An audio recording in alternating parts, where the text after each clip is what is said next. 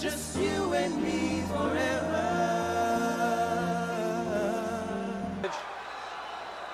Do you take this woman as your lawful wedded wife? Ooh, yeah! Oh, no. Place the ring on her finger and repeat after me. With this ring, I thee wed. Hello and welcome to With This Ring. I'm your co-host Ryan Everett. I'm Cindy Everett. And tonight on episode 70, we'll be looking at Fully Loaded 2000. Yep. So we're in July 2000, summer of 2000. One month away from SummerSlam. Yep, building up to the big SummerSlam. And this is a different show. Yeah. Especially the three pronged main events. Yeah, so we'll get to that. But before that, so we last left in the end of June, and The Rock was the champ. I was going to say, I should look at my notes from King in the Ring to get myself caught up. So Rock is the champ. Mick Foley is now the commissioner. That's right. Yeah. People were really excited about that. Yep. And so after that, and Chris Jericho had started feuding with Triple H. They had kind of already started going at it. And then eventually, though, Undertaker and Kane faced Edge and Christian the night after King of the Ring. Okay. Due to they were trying to get out of matches with Commissioner Foley and buddy up to him, but that wasn't working too well for them. So Undertaker and Kane, of course, squashed them. Then on SmackDown, they had a match again, this time for the tag titles. But Kurt Angle didn't want to see his good friends lose the tag titles, so he came out and clipped The Undertaker. Oh, yeah, that's sort of their... Not trying to do anything to The Undertaker, just trying to help his friends, but it has poor... Been perceived as such, yes. And then we also had kind of eventually Chris Benoit just said he wanted a title match. Yeah, kind of muscled his way in there. Actually attacked China and Eddie Guerrero first. Yeah, leave him alone. Come on. But yeah, so he's been pushed up to that level. So we've got three basically new main eventers, really. Kurt Angle, Chris Benoit, and Chris Jericho. Yep. We'll get to their matches and how we think they fared. And what we do, there's a six-way match. Was that the starter or was that the lead up?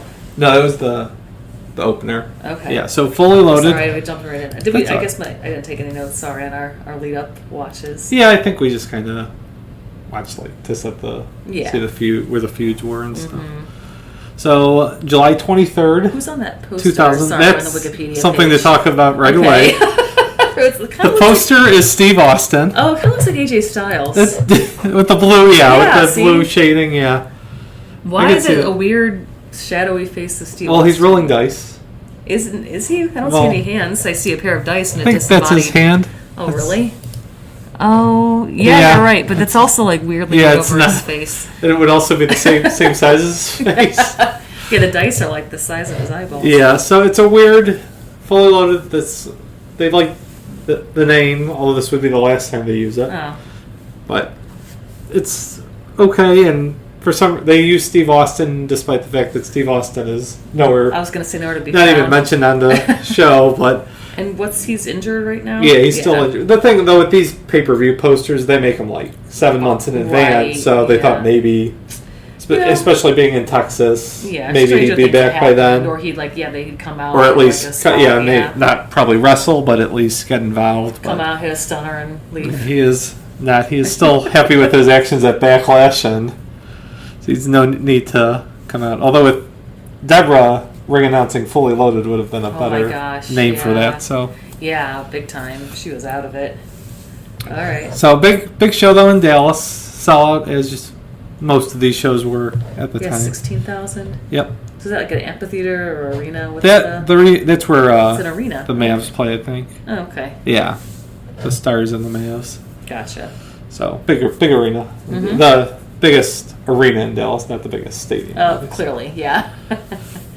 Have they done WrestleMania at Jerry's World not too long ago? Yeah, they've done it twice, 32 and 38. Yeah, that's what I thought. That's when he rode his ATV. Speaking of Steve Austin, that's when he rode his ATV down the ramp. To wrestle, not to run over someone in the first row like it happened this year.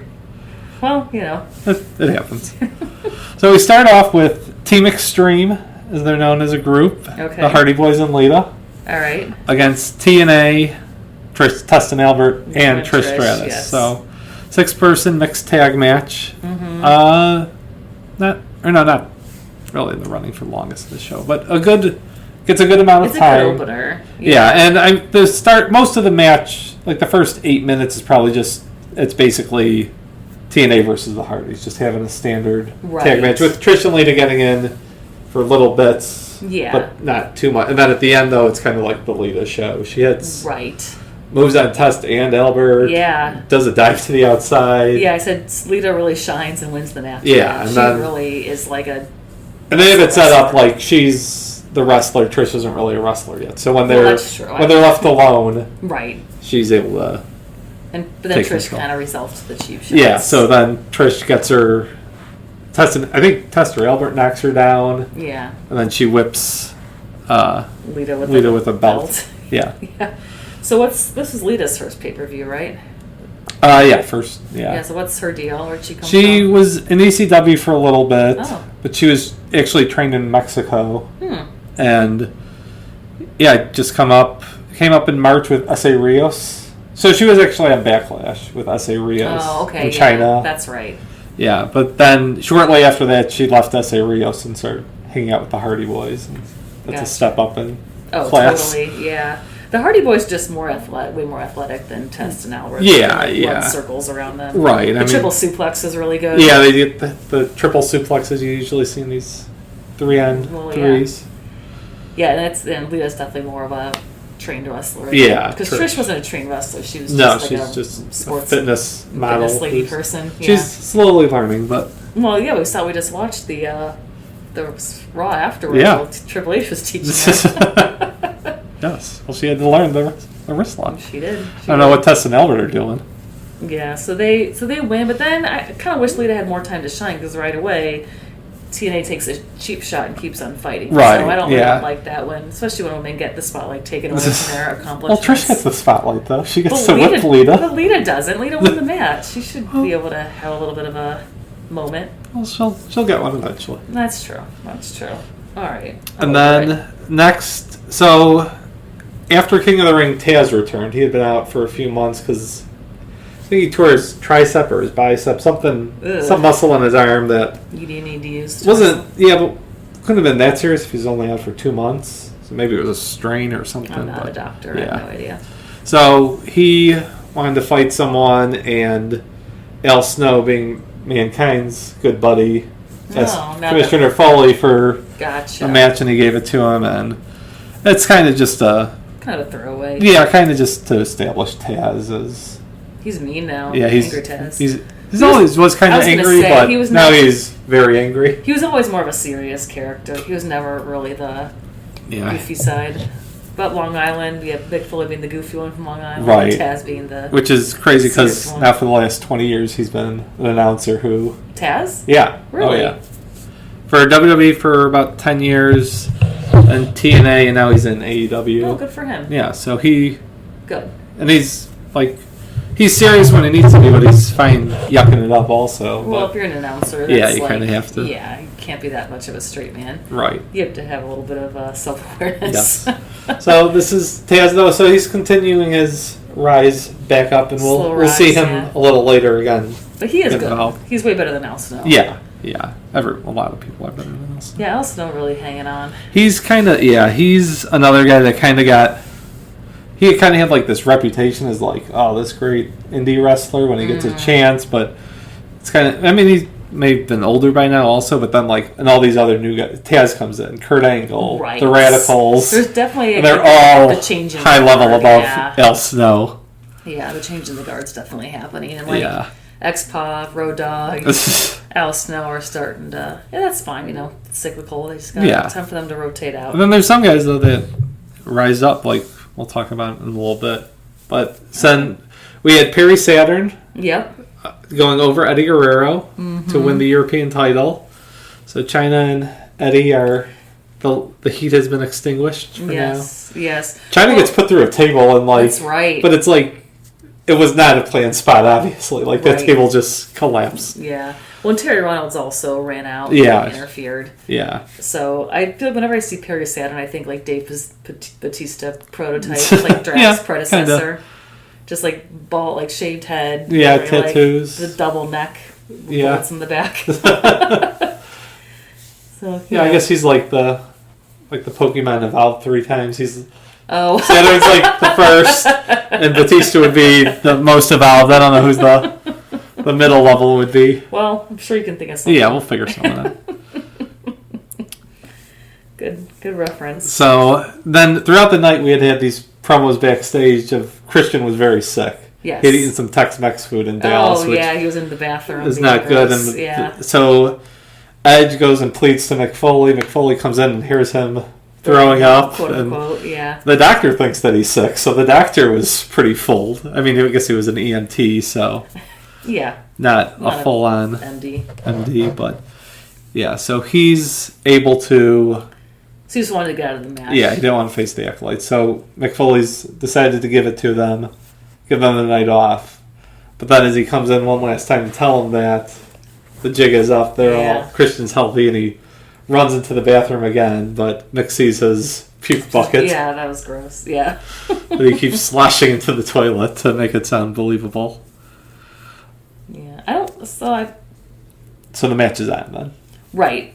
So I said Edge and Christian make themselves get disqualified so they can keep the belt. So right. What happened again? So sometimes boys and girls, I don't fully pay attention to watching these matches. The APA had done either clothesline from hell or power, like some big move. Yeah. And Edge came in the ring with the belt and tapped the referee and hit Ferg with the belt, so it was a DQ. So he had the ref's full attention. Yeah. That's the biggest mistake is they do those things. Not mistake, but usually they do those things and the ref isn't. Right, but he wanted to get DQ. Right. Because they'll still keep the belts. I got you. That's what I wrote down. Yep. And a good promo beforehand by Edge and Christian about JFK, and unfortunately we don't get they don't get to pose for a photograph of Christian as JFK and Edge's Lee Harvey Oswald. I'm thinking on the top turnbuckle maybe, but the AP comes out and disturbs that. Right. And then next we have Val Venus versus Rikishi. So when did they start beefing? So they had kind of had these big brawls on SmackDown for a while. At one point, Val put Rikishi through a table, and then Rikishi did a splash off the stage. Okay. And then they had an IC title match, and Tazz came out, hits Rikishi with the camera, and Val Venus wins the title. So that was on SmackDown 2 weeks before this. Gotcha. So then they decided to do it again, but this time in a cage match, because no one could interfere in a cage match. No, impossible. Not at all. Impossible to interfere in a cage match. Yeah, because I was looking at my notes, because the King of the Ring, it was Val Venus was versus Eddie Guerrero. Right, and then Rikishi. Oh, that's right, then Val Venus. Yeah, they face each other. Oh, yeah, well, King of the Ring was just chaotic. Yeah. Never mind, that's not the best reference point. Yeah, that was storyline. I mean, they did kind of have them face each other since they were beefing already, but they could have just done Kurt Angle or Chris Benoit versus Eddie Guerrero and made everyone a lot happier. Yeah, really, that'd been really good. We really need to focus on this feud. Was Rikishi not with Too Cool anymore? He was, but they cooled off. No pun intended, but they lost the tag titles and they're out. After you've seen them dance at your show once, you're not paying for tickets for a second time to see them dance. Yeah, they're kind of a one-hit, one-trick pony. So Rikishi's kind of... I mean, he'll still have 6-mans with him and stuff, but his feuds are kind of separate. His own thing. Gotcha. So, back and forth cage match. Pretty good. Mm-hmm. And then, towards the end, the ref gets knocked out, of course. Right. And then, Trish slams the door on Rikishi's head. Right. And this brings out Lita. Mm-hmm. Not because she cares about Rikishi, just because she wants to go after Trish. So, rips Trish's shirt off, gets a big pop. Yes. And then whips her with a belt a little bit to get her out of the ring area. Yeah. And then Rikishi climbed up to the top of the cage, and I thought he was going to climb over the top at first. Right. But he turns around. Yeah. He jumps off the top of the cage. Off the top, goes Huge. Not just does he go from just jump off the cage like, Superfly Snuka is immortalized. He goes to the middle of the cage. I mean, granted, here they have the big girder on it. Right. Still, yeah. He's a 400-pound man. Yeah. Walking like 8 feet. Yeah. Gosh. And then jumping. Like. Right. I mean, his legs take some of it, but. Val Venus takes the bump. Yeah, I mean, even nowadays, it's like. Oof. Well, like I told Bronson Reed did it in War Games at Survivor Series. And he did it just off the top onto a table. Oh, geez. And still broke his foot. Like. Oh, wow. Oh, really? I mean, yeah. Yeah, I think we said Rikishi's feet took some of the brunt, but what Val Venus got was more than nothing. Yeah, and he's splatted against the man. Yeah. I mean, it's... Yeah, ugh. And then the ref is still out, though. I know. So what's going to happen? So Rikishi starts crawling towards the door, and then Tazz comes out again and hits him with the camera again. Yeah. He really hates cameras. Right. And Rikishi. Yeah. His two greatest rivals. So...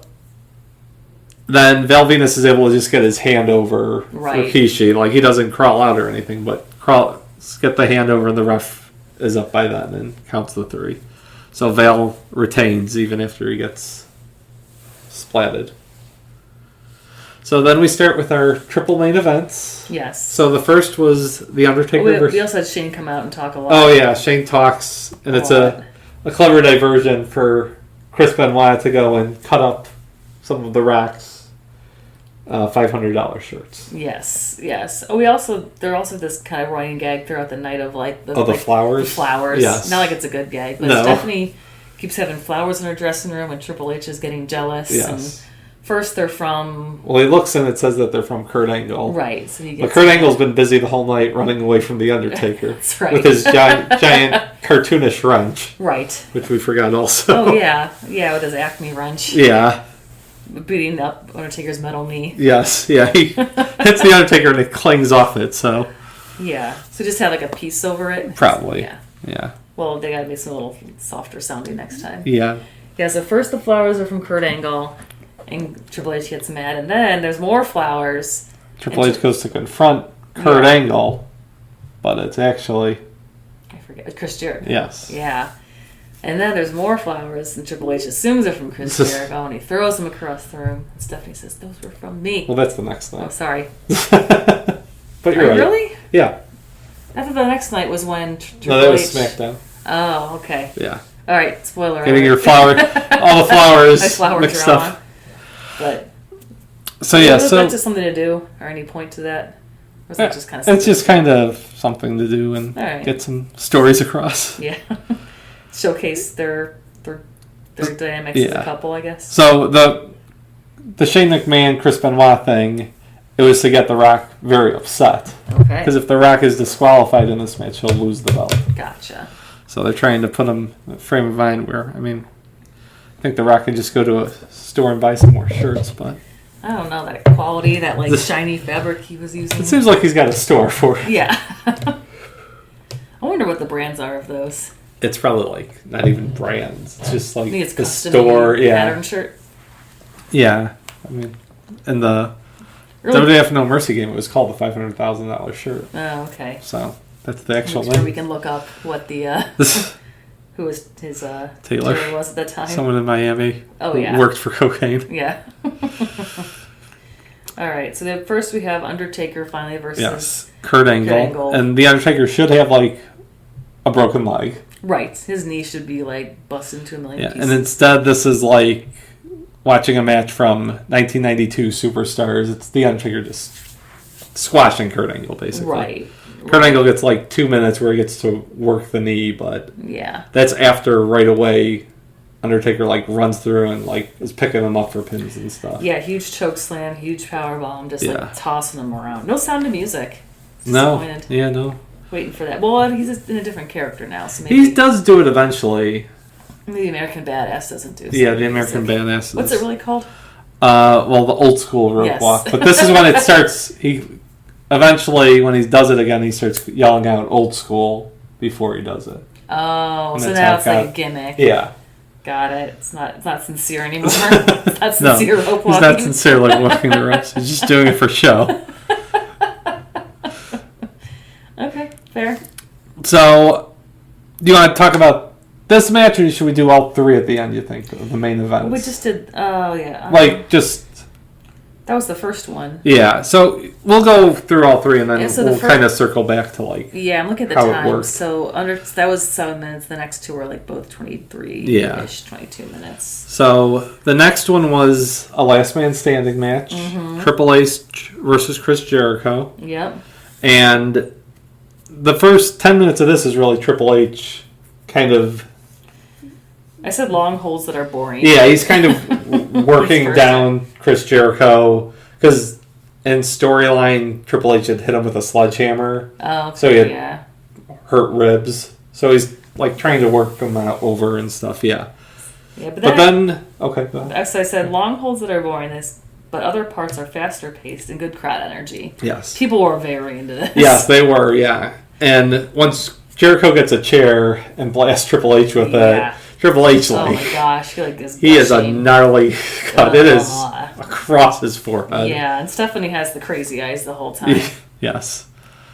So once Jericho busts Triple H open and starts hitting his moves, I think it picks up. A lot, yeah. And then at one point, Stephanie comes in and gets the walls of Jericho also. Right. Yeah. And the one thing in a last man standing match, having a submission move as your finisher kind of hurts it because, he holds Triple H in the walls of Jericho for a minute, but then he has to let go and let him recover. And that's kind of a thing with last man standing matches in general. It really hurts the momentum sometimes. Right. I mean, if this one is one of the better ones, and the crowd's into it, but there's just points where kind of, after a big move, you have to... Okay, go to your corner, wait, now the referee will count, and no one's going to move until 7, even if it was nothing, so you have to wait until 8 to get excited even. Right. That's like you did the match, they can't fall over. Yeah. That's how, and then that was good. The man dressed in black comes out and hits you in the knee. I mentioned that every time we record, that's really stuck with me. Sting Invader in the sudden death overtime match. It's really stuck with me. Yes, it did. They couldn't fall over. That's the sudden death. Yeah, they're staggering around. That's got to be a GIF, right? Probably. Oh, I'm going to look. I'm sure it is, but I don't know where you'd look. Sorry, I'm kind of getting us off track. That's especially since we don't record ourselves on YouTube. Yeah. I don't think people need to see us on our couch in our pajamas. Nah. Sting and Vader. There's going to be a lot of GIFs. I don't know if that. I just did Sting and Vader and only one thing came up. I don't know what that is. Obi-Wan Kenobi. I don't know what he's doing. Oh, Vader. Darth Vader. Oh. I guess. Yeah, if I put Vader into the GIF, yeah, the keyboard, it's all Darth Vader. Yeah. You're not gonna... Oh, wait, he's further down there. I'm sending you that one. Okay. Just a random GIF of Vader. Sorry. Well, you know who it's from. Yep. Yeah, pretty much the only Vader wrestler GIF that cracks. Yeah. Anyways. Okay. So, last man standing match. So it was good. This could have been a standalone final, I think. Yeah, I think this could have been. Yeah, and it kind of ends where Jericho's going for the moonsault. Triple H grabs him and suplexes him, and gets up at 9, and then just falls back down. So it's kind of like anyone could have won it, right? But in the end, Triple H is just a little. Triple H wins. Now the ring's all bloody for our main event. Chris Benoit. The Rock and Chris, Chris Benoit. Shane McMahon's with Chris Benoit, and he really wasn't with Angle, but he'd kind of been forming his own little stable. Shane. Yeah, Shane with Benoit, Angle, Edge, and Christian have kind of been with him lately. It's not. I guess he only comes out with Benoit here, but over the next few weeks, he kind of. What about Linda and Vince? They're out right now. Vince has gone home to be the genetic jackhammer. Oh, sure. Yes. Or he just wanted to bring on camera work. Yeah. He didn't want to tour anymore. I mean, genetic jackhammer maybe, but not Linda. That much. Yeah. Right. So my first comment here was I didn't realize that Benoit was big enough for a main event. Yeah. That was always the thing in WCW. They said he was too small and wouldn't get over. Definitely small. He's small, but He's the little Wolverine. And he is packed with steroids here. Yes. Like 100%. Not Dean Malenko, but Saturn, Eddie Guerrero, and Benoit. Yeah, they're pretty juiced. They are. I mean, they were juicing in WCW, but they come to WWF and they're like, we got to be bigger. Yeah. Because their stature, especially Chris Benoit, is shorter. So The Rock is probably juicing too, but he's at least like a bigger guy. He's 6'4", 6'5", and Benoit is realistically probably like 5'10". Yeah, right. So and then Shane, of course, gets in immediately, which is annoying. Yeah, he's all over the match. Yeah, I know Shane's designed to be annoying and it's working. Right, but sometimes you want him to get out of the Chris way. Benoit could wrestle a match. That's a good point, yeah. It's not like he's the Big Show or something where... I mean, the Big Show matches needs more smoke and mirrors and stuff, but... They're talented enough. You could do Rock versus Benoit for even 18 minutes and then get the shenanigans in, but I think they kind of leaned on Shane a little too heavily here. And, didn't need to. Yeah, so I agree with that. Towards the end, and it's a back and forth match. Yeah, what did you think? It was good. They go into the crowd. Yeah, but Rock throws a beer at Benoit. I really like that part. Benoit jumps way off the rope. Then he gets hit like squarely in the head. And I said too much brain damage to his face. Yeah, there's a lot of that with Chris Benoit when you see big shots to the head and you're like, ooh, is that the one? Right, God. But this one had a little bit of, had drama, but it was almost like, I don't really know how I feel about the whole bait and switches. Yeah, so at the end. Yeah, so at the end, Chris Benoit wins the title because the ref sees The Rock with a chair and disqualifies him, even though it was Shane who used it. Right. So then McFoley comes out and says, I didn't see this. The Rock could lose the belt by disqualification, but he didn't do anything. Right, he wasn't disqualified. That, so they restart the match, which is kind of a risky. Yeah. Well, not risky. Like obviously, I knew that's when The Rock was going to win. Right. I thought they would draw it out longer. Yeah, I think it's kind of like they had done most of their match. Right. So. Again, I just don't know in general how I feel about that plot device. So it's the Dusty finish. Oh, is that what it's called? Yes, because Dusty Rhodes used it a lot as Booker. And the thing was always like, well, they'll come back to watch. It was usually a heel champion against a face, where the face wins it, then doesn't win it. And he had done this a lot, including the main event of Starrcade 85, which is supposed to be their headline show of the year. Then the next week they just overturned the decision. So that kind of a lot of people point to that as the downswing of NWA Dusty's booking career, because he did that a lot. Gotcha.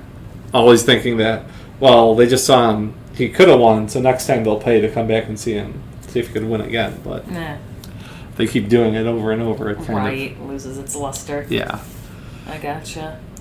So a real good match though between these two. Yeah. And The Rock ends up prevailing. Did you think going into it there was any chance Chris Benoit was going to win the title? Okay. No. Yeah. Or if he won, it was going to be extremely temporary, which I guess was true. He held it for about 2 minutes. Yeah. So it's kind of The Rock's title reign's kind of weird at this point. Where it was an insta feud with Chris Benoit. It wasn't really Chris a deep personal feud. Fast tracked. Yeah. It was just kind of challenger of the month. Here he is. So now that's all the matches, but let's look at the big three again. So how do you think they did elevating Kurt Angle, Jericho, and Benoit? Do you think they all felt equal to their opponents? I feel you're trying to lead me a leading. I feel like they're a little. Triple H and Jericho had kind of been an established feud. Yeah. Undertaker and Angle feels a little mismatched, just size-wise, and The Rock and Benoit feels very mismatched. So I'm just getting at the point that Undertaker Kurt Angle was a crappy match, and it's just I feel like I would strap yourself in for more crappy matches. The year and a half of Undertaker, probably at the low point of his career. Oh, really? Yeah, the American Badass Undertaker era. As long as he has long hair, is not a lot of great stuff. Gotcha. All right. Well, I'm looking at it. What would you have done differently? I mean, Undertaker could have won still, but just have it a little more even. I mean, Kurt Angle is clearly getting set up to be one of the top stars. Like, he shouldn't be treated like Al Snow. Right, yeah. I mean, I think it was... And it was just a crappy match. It wasn't even, like, entertaining. Right. That's true. Much better. And we'll see where... It's very interesting where Kurt Angle ends up, The Undertaker, wherever all these pieces end up at SummerSlam. Ooh, okay. Yeah. Good teaser. And so Kane's nowhere to be found. Big Show's... Yeah, Big Show comes back the next... Right. So the next night on Raw, we should head there. Yep. First, more flowers. Yes, more flowers, and Triple H is all pissed off about them again. Yes. And that's what they were from me. Triple H throws the flowers, and Stephanie cries that they were from her. Yeah. I've never gotten you flowers, I don't think. That's all right. We haven't had quite the topsy-turviness of Triple H. Right, so it starts with Benoit and Shane are complaining, of course. So because they're complaining, Mick Foley somehow decides that means he wants to do a brother-sister match. Yeah, it's kind of a... odd logic, but okay. Yeah, odd way of going about it, but... Because Stephanie comes out to complain also. That's true. So he doesn't want to hear from the McMahons anymore, so... Right. They're going to face Lita... And who's the guy going to returning Big Show. Yeah. And Shane just runs away from the Big Show. And then... Just leaves his sister. Lita starts to get... After Stephanie, but then Trish comes out. Yeah, Lita gets in some good moves. I mean, Stephanie's can take a bump. Yeah. I mean, she gets her hands on her for a few minutes. I think Lita's the best, actual wrestler. Women-wise, at this point, yeah. What happened to Miss Kitty? She's not really a wrestler. Yeah, I know. Her and Terry are always getting in little things with each other. Yeah, but not really. But not anything important. Yeah. So Shane just straight up runs away, and then Trish runs out and helps Stephanie. I knew they wouldn't let Stephanie get too destroyed, thrown around. Yeah, I mean, she's the women's champion. Yes, who can't wrestle, according to her husband. Yes. So then, is this also when the Shane Richards? Is that the guy's name? Stephen Richards. I was close. Yeah. Close. That's this one too, right? Yeah, with the the Godfather versus Bill Buchanan. Right. And if the Godfather loses, he loses his hose. Yeah. I don't know why these hose and Austin are so specific to him, but apparently it means turns out that he loses all of his hose nationwide, despite the fact that he's pimping hose nationwide. Well, they're all gone. Yep, they're all gone, I guess. Sign the whole deal over. That's a hefty price for... I was going to say... And all that... The ultimatum was that Stephen Richards would leave, so...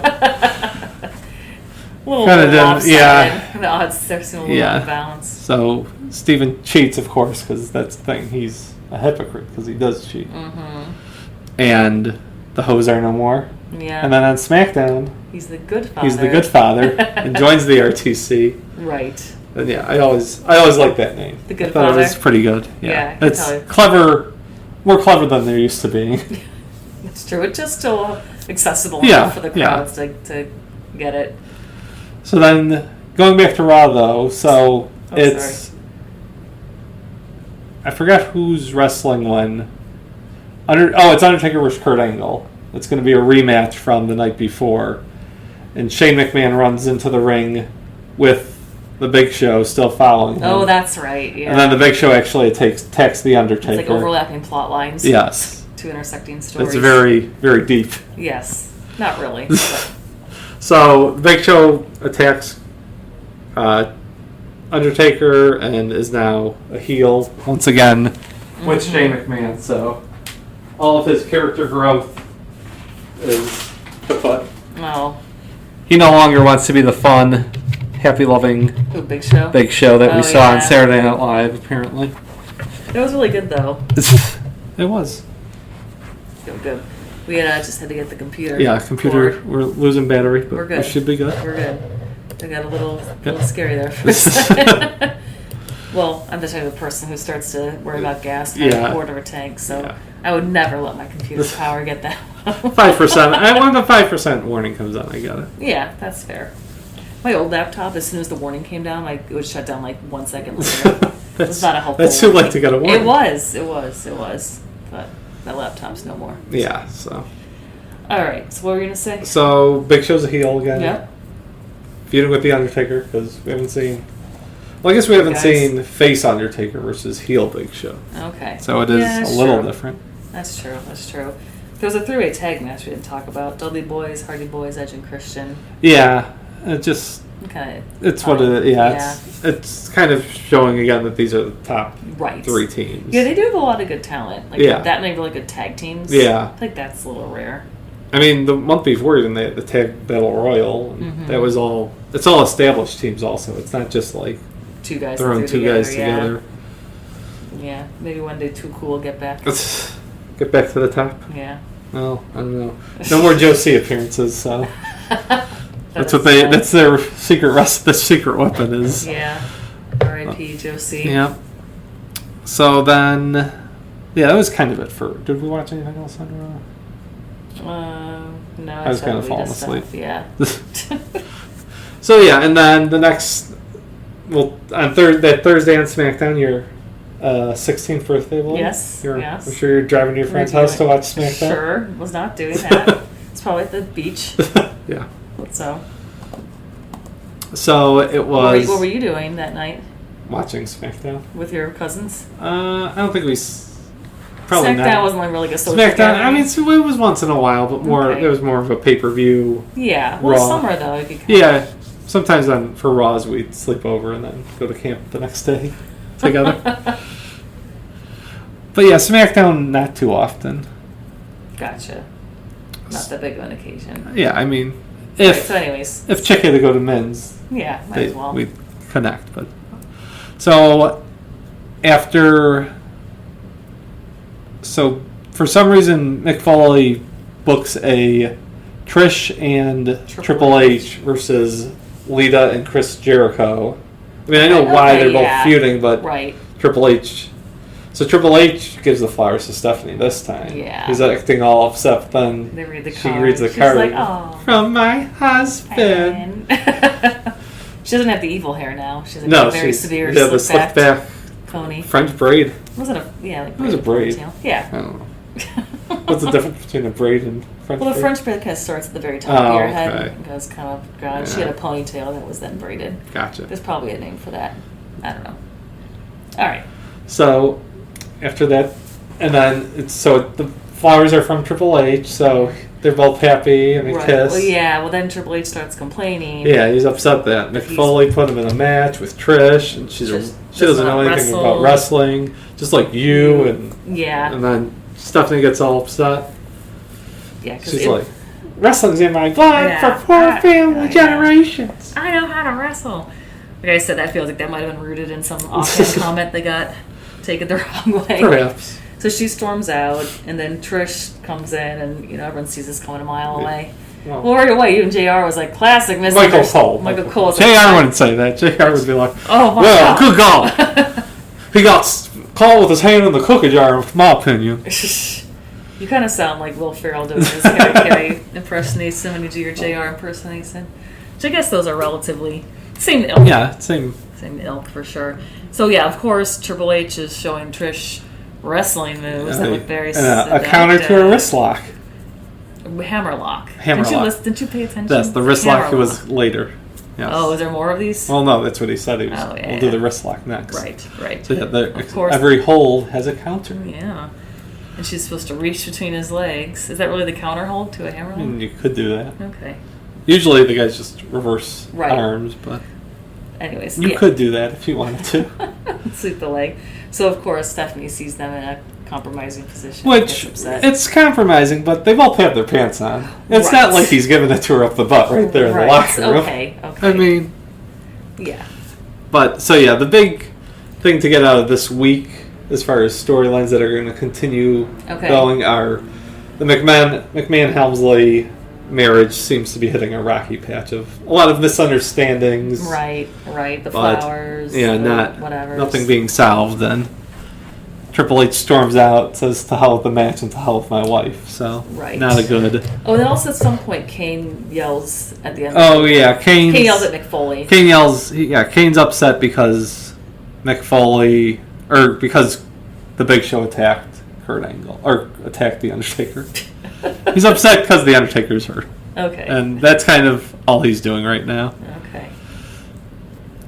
And then, that's about it that we saw. And we'll lead up to SummerSlam. So the other feuds to watch are what besides McMahon, Helmsley, Marriage, Frayne? Really, we don't get much else here. It's there's kind of like this week, and then the next week kind of starts setting up SummerSlam more a little bit. Gotcha. Like, you kind of can tell that the tag titles are going to be some combination of the Hardys, the Dudleys, against Edge and Christian. Yeah. Intercontinental title, not too much. Like, that's kind of... They'll get some much needed rest, I think, the next 2 days. Good for I think he got that taping off. Yeah. And then, that's kind of it for... The Rock is just kind of... He fights Kurt Angle on that SmackDown, but it's just kind of it's a non-title match. Gotcha. And Steve Austin is leering over all of us. Rolling his giant dice. His giant hand out of his neck. Doesn't appear, but he's rolling his dice. Okay. Alright, so... He's like TJ Eppelberg. Fully Loaded 2000. I like this one, kind of, despite its unevenness. I mean, it's a lot better than King of the Ring. Yes. So, right there. I think it's a good, like I said, Lita did a good job. I agree that the Angle Undertaker one could have been a little bit more fleshed out. But the two other matches Triple H, good. Yeah. I'm going to give it a 7. Okay. How about you? Yeah. 7.5. There were some good moments for sure. I'm going to go 7.5. Okay. And this is like kind of remembered as one of the better ones. Like one of the better. Like I agree. Everyone, like, if you're a big enough fan, you remember like the Summer Slams and WrestleManias, but like Fully Loaded 2000 is one of the off-cycle ones. Yeah, one of the non-Big Five that most fans from that time would be like, oh yeah, that's the one where. Yeah, that's the one where what? Where like I would say where they tried the 3 new main eventers. Yeah. Or the Triple H Jericho Last Man Standing match. Gotcha. Which I was gonna say, I think this is the 1 and 2. Put that in. I'm trying to think which one I liked better. I think I liked the Triple H one better because I didn't like the Rock Benoit ending. Yeah. But that'll be second. I mean, special guest, the special honorable mention. That's the word the phrase I'm looking for. Honorable mention to Rikishi. I'm gonna give it to Rikishi. And, wow. I mean, it's kind of like a tie, but yeah. No offense to The Rock, but Chris Benoit ties are gonna be losses. Just All right, that's fair. So Rikishi Val Venus in a cage. I will say it was kind of the one disappointing thing about that. Samoans are usually the best bleeders. Oh. And Rikishi Rikishi would have been a good bleeder, especially with the blonde hair. Oh, ugh, yeah. It would have looked really good. Really caked, yeah. So it's kind of a miss to have him not. I mean, it's a steel cage match. Everyone can bleed, but it's not to be. So that's it for now, though. We'll be at next time, SummerSlam 2000. Yeah. It is. I don't know. I wouldn't say it's highly regarded. I'd say it's middle of the road SummerSlam, but. Okay, well, don't talk it up too much for me. Yep. I'm biggest party in the summer. Yeah. Yes. Yeah, it'll be good. All right. We'll see you next time. Bye. Bye.